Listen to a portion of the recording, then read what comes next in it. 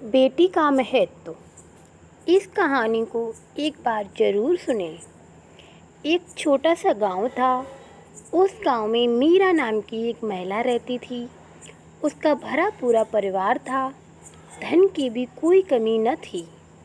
वैसे तो मीरा हमेशा खुश रहती थी, लेकिन कभी कभी उसका मन बेचैन होने लगता। इसका कारण वे खुद भी न जानती। पत हमेशा मीरा को उसकी परेशानी पूछता, पर वह इस बात का कोई जवाब नहीं देती। तीनों ही बच्चे बड़े हो गए थे और तीनों किशोरावस्था में थे। तीनों बेटों के विचार पिता से मिलते जुलते थे।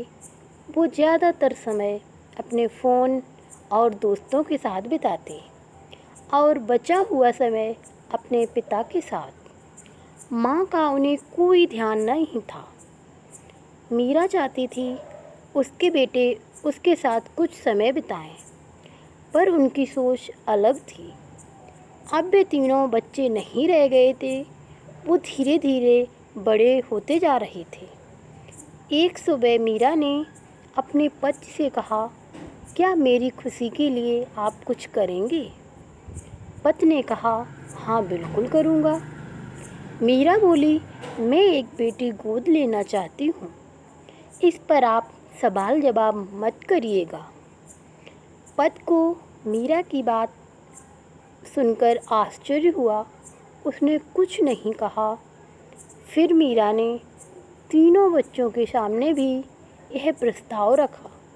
इस प्रस्ताव पर किसी को कोई आपत्ति नहीं थी, लेकिन मन में सवाल था, आखिर क्यों?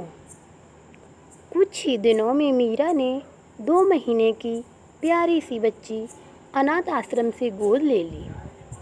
3 बच्चों की माँ होने के बाद भी आज उसमें उस बच्ची के लिए प्यार की कोई कमी नहीं थी और मीरा बहुत खुश भी थी। बच्ची के आने की खुशी में मीरा और उसके पति ने एक समारोह आयोजित किया। सब रिश्तेदारों के सामने मीरा बोली, मैं आज अपने परिवार और पूरे समाज के मन में उठे क्यों का जवाब देना चाहती हूँ। मेरे ख्याल से हर घर में बेटी होना बहुत ज़रूरी है। मेरे 3 बेटे होने के बाद भी मैं अकेली थी। शायद बेटों के पास माँ के लिए वक्त नहीं था। मैं अपनी परछाई इन तीनों में से किसी में नहीं ढूंढ पाई।